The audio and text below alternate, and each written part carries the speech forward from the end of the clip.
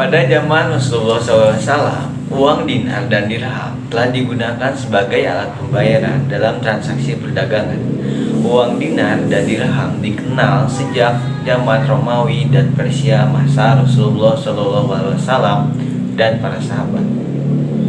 Dibuat suatu kebijakan terhadap transaksi muamalah, yaitu dengan menetapkan alat pembayaran dinar dan dirham, dan juga menetapkan dinar sebagai mata uang resmi yang digunakan sehari-hari sesuai dengan pedoman Al-Quran dan Al-Sunnah. Beliau melakukannya atas bimbingan Allah Subhanahu wa Ta'ala demi kemaslahatan umat manusia. Kemaslahatan itu dicapai dengan adanya suatu nilai mata uang yang kokoh, tidak terpengaruh oleh resesi, devaluasi, maupun inflasi. Setelah 14 abad beliau berlalu, dari zaman Rasulullah SAW, perekonomian dunia terlihat maju dan berkembang dengan berbagai dinamika yang selalu disertai krisis ekonomi. Kata dinar berasal dari bahasa Romawi, yakni denarius, sedangkan dirham berasal dari bahasa Persia, yakni drachma. Beredarnya dinar dan dirham di Jazirah Arab dibawa oleh para pedagang Arab yang berdagang di Syam di bawah pengaruh Romawi dan Yaman di bawah pengaruh Persia. Sebelumnya, bangsa Arab berdagang secara barter dan tidak pernah memproduksi mata uang sendiri. Akhirnya, bangsa Arab pun mengadopsi dinar dan dirham sebagai sistem mata uang mereka. Hal ini berlangsung hingga zaman Nabi Muhammad SAW.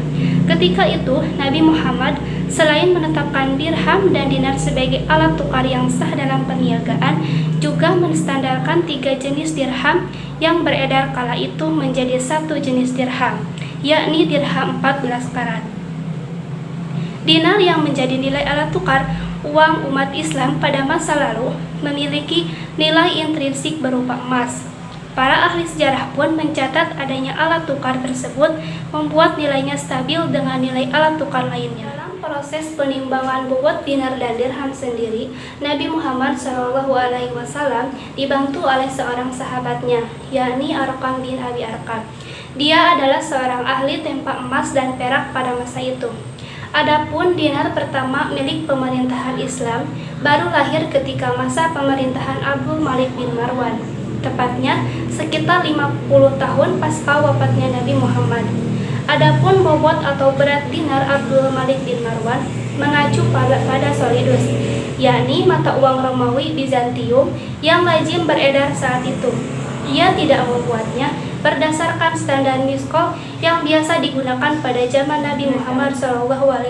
Selanjutnya, ekspansi yang dilakukan Islam ke wilayah Kekaisaran Persia, yang misalnya Irak, Iran, Bahrain, dan Transokania, dan Kekaisaran Romawi misalnya Syam, Mesir, dan Andalusia, menyebabkan perputaran mata uang ini meningkat. Bahkan pada masa pemerintahan Imam Ali, dinar dan dirham merupakan satu-satunya mata uang yang digunakan. Hal tersebut karena dinar dan dirham memang dinilai memiliki nilai yang tetap. Oleh sebab itu, tidak terjadi masalah atau kendala dalam proses perputaran uang tersebut.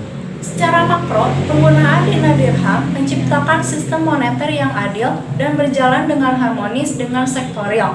Sektorial yang tumbuh bersamaan dengan penggunaan dinar dirham akan menciptakan kesejahteraan bagi masyarakat pada harga yang terjangkau.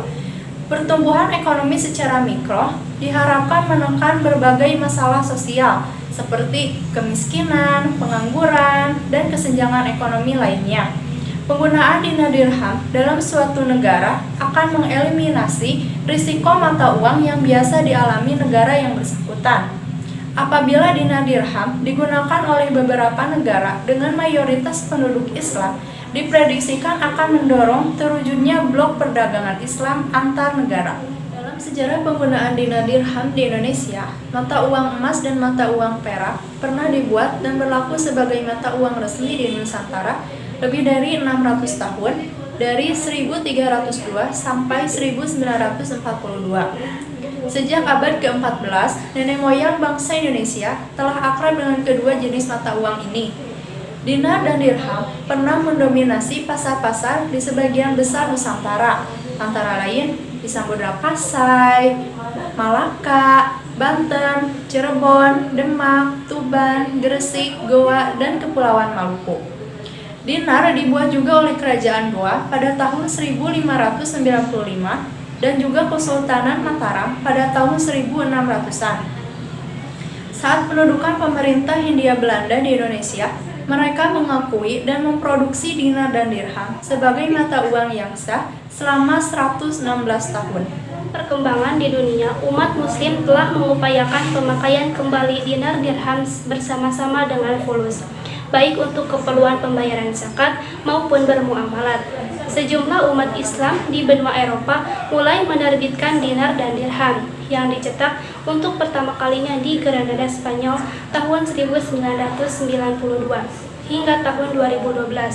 Dinar dan dirham telah beredar di Spanyol, Jerman, Afrika Selatan, Swiss, Inggris, Dubai, dan makin luas beredar di Malaysia, Indonesia, dan Singapura.